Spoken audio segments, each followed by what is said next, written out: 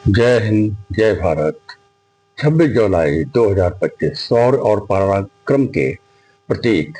शौर्य और पराक्रम यानी कारगिल विजय दिवस के अवसर पर हमारे उरई शहर में बहुत से कार्यक्रम आयोजित किए गए।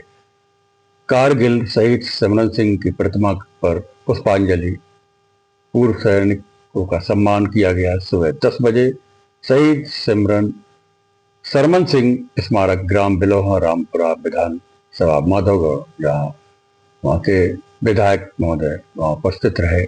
शहीद स्मारक स्वच्छता, श्रद्धांजलि एवं पेड़ सैनिकों के नामक्रम।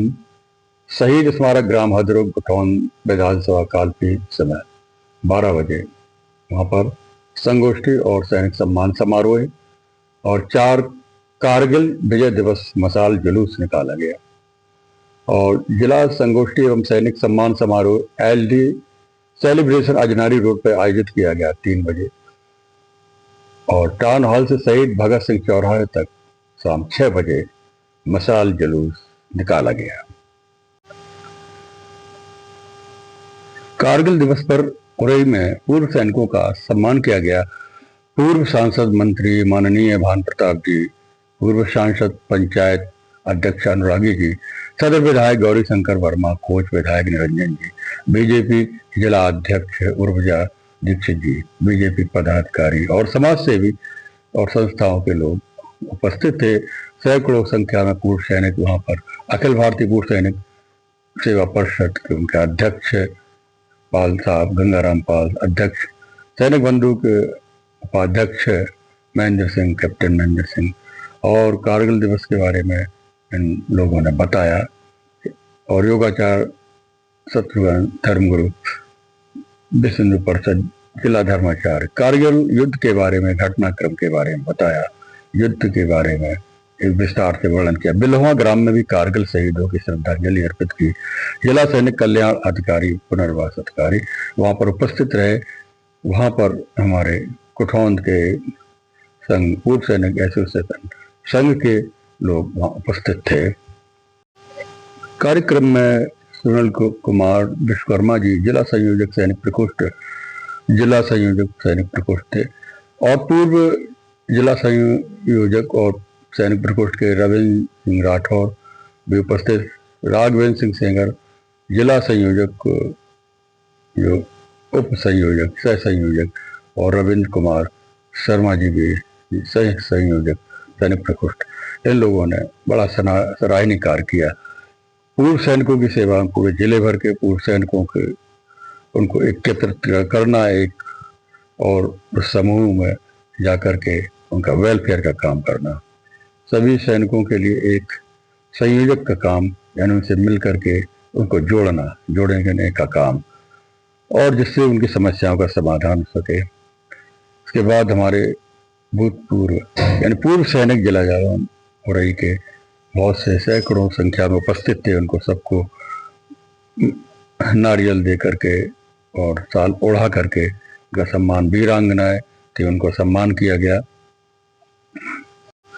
बिलोहा में भी कमांडर नैन सिंह रावत, जिला सैनिक कल्याण बोर्ड पुनर्वास अधिकारी, और रामकुमार, कैप्टन रामकुमार प्रजापति, कैप्टन गजेंद्र सिंह राजावत और अन्य पदाधिकारी, पूर्व सैनिक वहां पर उपस्थित रहे।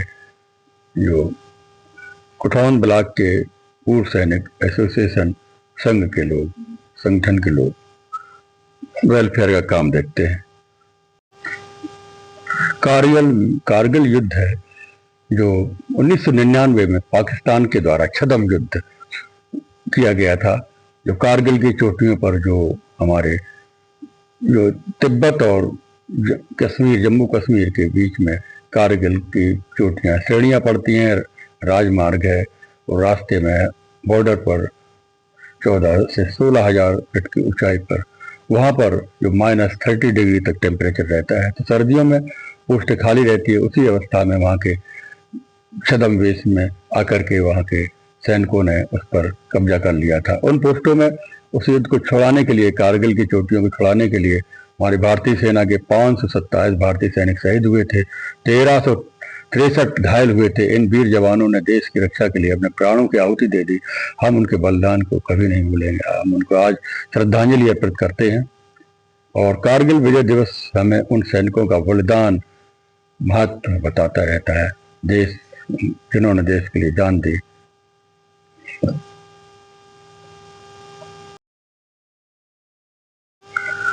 कारगिल विजय दिवस 26 जुलाई को मनाया जाता है। 1999 में कारगिल युद्ध में पाकिस्तान पर भारत की जीत का प्रतीक है। इस दिन उन बहादुर सैनिकों ने श्रद्धांजलि उनको हम अर्पित करते हैं जिन्होंने देश के लिए प्राणों की आहुति दे दी।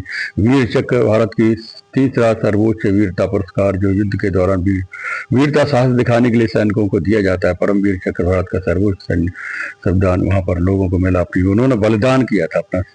वहाँ पर मरणोपरांत लांस नायक गुलाम मोहम्मद खान को भी सम्मानित किया। इसके अतिरिक्त युद्ध में कुल 4 परमवीर चक्र दिए गए जो सर्वोच्च सैन्य सम्मान है और कैप्टन वत्रा योगेंद्र सिंह यादव और संजय कुमार का नाम भी सम्मिलित है इसमें।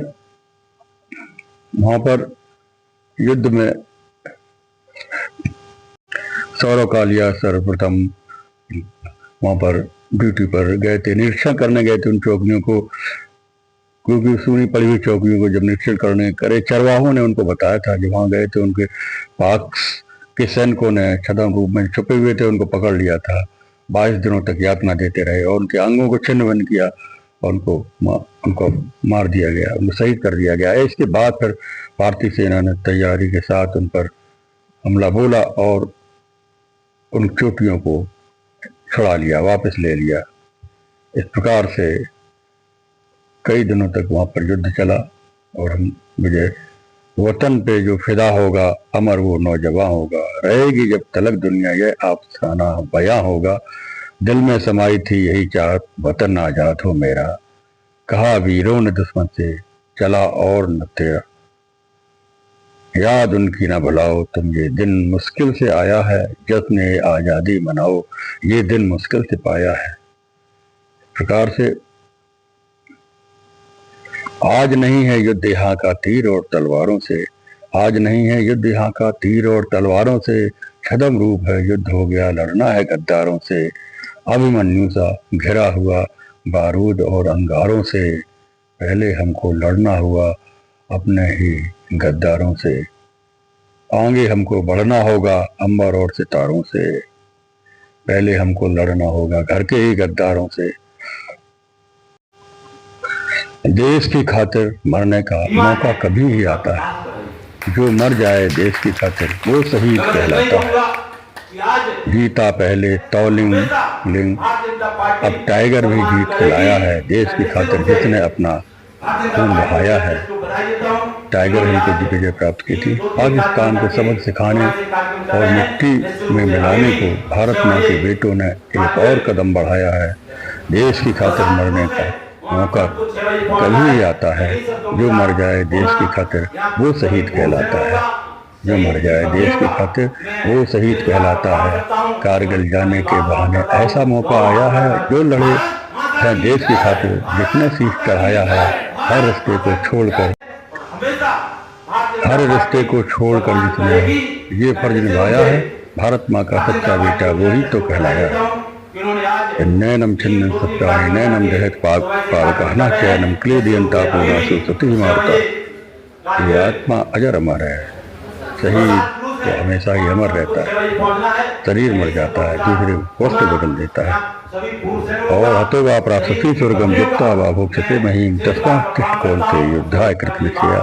भगवान श्री कृष्ण ने गीता में कहा है, अगर शहीद हो जाते बलिदान हो जाते हो तो वीरों का एक एक बूंद रक्त का वो यज्ञों का फल दिलाता है। अगर कुर्बान हो जाता है, बलिदान हो जाता है तो फिर स्वर्ग को प्राप्त करता है, ईश्वर के धाम को प्राप्त करता है। और जो विजय प्राप्त करता है वो यहाँ पर अत्याचारियों का वध करके अच्छा स्वच्छ प्रशासन यहाँ पर दिलाता है। देश की रक्षा के लिए यानी सर्व बड़ी तपस्या मानी गई है। यही कहते हुए आज हम अपना छोटा सा वक्तव्य समाप्त करते हैं। जय हिंद, जय भारत।